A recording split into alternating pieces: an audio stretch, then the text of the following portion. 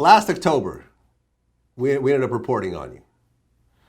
And the title was Houston rapper Maxo Kream held on $100,000 bail for organized criminal acts. Now, that's something that you really don't see those type of charges before. So, number one, has all that been cleared up already or no?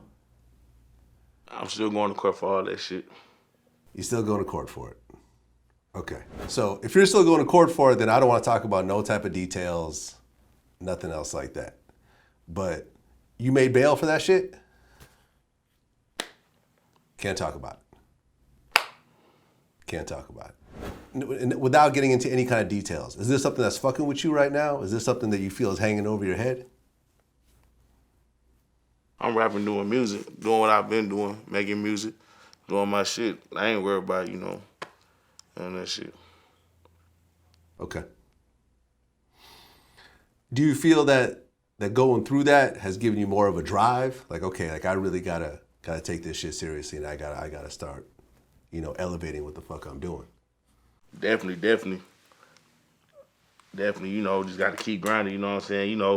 Just show that the odds against a nigga. So shit, shit not going to be easy. The grind, you know what I'm saying? The grind ain't never easy. But shit, when you grind so hard, you tend to love the grind. So whatever it takes, you feel me? But yeah, I'm definitely going harder and definitely, you know what I'm saying, put more in depth with my music. Because niggas take this shit for granted. You know what I'm saying, bro? This shit, bro, you could throw a rock out the window and hit a rapper. Everybody rap. You feel me? So shit, like for me to be where I'm at, you know what I'm saying? I'm not at the fucking top. You know what I'm saying? But shit, I'm blessed to be where the fuck I'm at, to be here with you talking, doing all this shit, you feel me? So hell yeah, it just made me realize what I got in life and what I got more, so really push my shit and really get to it. Yeah, man. I mean, when you look at a lot of the greats out there, like the Tupacs and so forth, like they went through it. And, the trials and tribulations and having the legal shit hanging over their head and stuff like that. I mean, because when Tupac, I don't think people realize, like when Tupac was ultimately killed, like he was still out on bail. Right. Like he was still fighting his charges. You know what I'm saying? Like he was locked up and he appealed his charges, but he was still like, at any point he knew that he was ultimately, might go back to jail. So I think a lot of his greatest work was done with that hanging over his head. Yeah, true. Yeah, I agree. But she said like he was enjoying himself too, like fresh out of jail, out on bail, California dreaming. You know what I said? What the scene out there, who the script? Turn that whole to a club hit, nigga. My mom used to jam the fuck out that shit.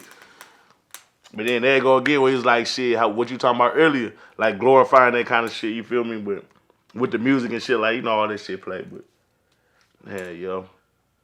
Well, yeah, man, I think you got an incredible opportunity. I mean, if you talk about someone that came, from nothing, and you now have literally millions of people who check your shit. Right. You have some of the hottest dudes in the game fucking with you, from the Uzis to the Playboy Cardis to the Danny Browns. Like, you in a really an incredible position, man. So whatever you're going through with that other shit, I really hope you get through it, man. All right, appreciate you. Yeah, man. So what do you got coming up next? Man, shit, tour, the damn tape. I've been working on putting blood, sweat, and tears, man, into this goddamn tape. That shit about to drop. It's wrapping up, you feel me? I feel you, man. So Yeah. These are all mixtapes right now. Do you have like an album planned, or is it still mixtape? Man, I'm definitely planning for an album, you know what I'm saying? After, like, you know what I'm saying? Hopefully middle of next year, but this is gonna be a tape. But I put so much into my shit. All my mixtapes, you call it what you want. It's a mixtape, but it's an album to me.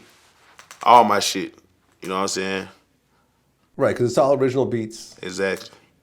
I mean, really, the concept of a mixtape really is not what it used to be. It's Exactly. really just, Yeah, I guess they call like bodies of work from underground artists. They call it a mixtape to downplay us, but that shit be having more substance to most of this mainstream shit. You feel me? But I can't say all that shit because it just depends what you like. Then niggas be talking about mum rappers and shit like that. But I know what the fuck I make. You feel me? So yeah, that's what it is. Well, yo, Maxo Kream, man, appreciate you coming through, man. Best of luck to everything, man. Appreciate you for having me, of course. You know what I mean? I can't wait to put up that post where it says Maxo, all charges dropped. You know what I'm saying? Throws a huge party in Houston to celebrate. That's what I'm waiting for. Yeah, come turn up, man. You know what I'm saying? Leave the crack alone. Come pop a Zan or something, man. Come, you know. You feel me? Come get right. I never smoked crack. Just you know what I'm saying? Like, let's just make it clear. Man, I may come from that generation, but I've never even So, done all cocaine, right, can I ask you a question? Go ahead. Yeah, all right, so have you ever been with one of your partners and they started smoking crack? Like back in the day, like when that whole shit, or like have anybody, hey, yo, man, we got 2 for 5s, man. We got woo woo. I mean, I've had people do cocaine in front of me. Yeah, of course, you know. But you know what happened was one of my best friends who I grew up with, he ended up overdosing and dying at 23 from cocaine. Damn.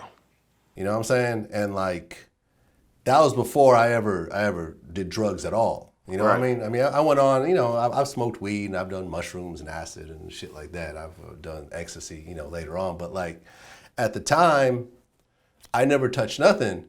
And I'm sitting here at his funeral at 23, looking at him in a casket saying, I'm never gonna fuck with cocaine.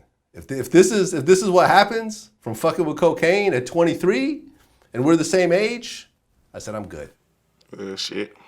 I'm good. You know what I mean? Like, I tried to fuck with anything that could kill you, put you in a box.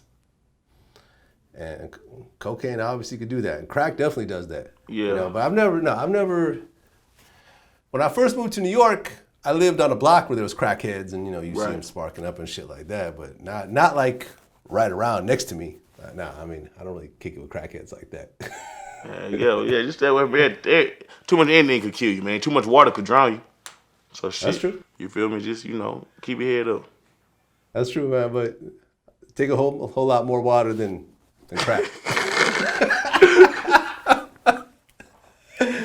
Yeah, you know what's funny too is that back in the day when I was interviewing my man Lord Jamar, there was a song in the 80s about a dude smoking, you know, bragging about smoking crack. It was like one song like that. There was a song out here in New York. It didn't get crazy big, but it was kind of big. I don't know if you remember. There was a song called "Crack It, Crack It Up, Put It in the Pipe." Come on, let's crack it up. You gotta put it in the pipe. I wanna crack it up. Quit smoking. Everybody, let's crack it up. You gotta put it in the pipe. I wanna crack it up. Quit smoking. Crack it, crack it up, put it in the pipe. But I remember thinking, yo, like, are they like promoting crack right now? Like, are they saying that this is a good thing? I think ultimately, when you've seen what crack did to entire communities, Right. you know, when you start seeing what crackheads look like after a couple of years, I think most people looked at that and said, nah, I'm good. Real shit. That shit. Yeah, and I was just putting your leg, man. I was just coming at you because you try to make it seem like, you know, I'm still, like, you know, I'm an older young nigga, but I'm still a young nigga. So I got to push 5 shit, you know, it ain't nothing like that, though. Hey, man, we all got our vices, man. You know, I've done shit that I'm not exactly proud of myself. So, you know what I mean? But at the end of the day, I think it's important to put out the good and the bad to everybody. You know what I mean? Facts.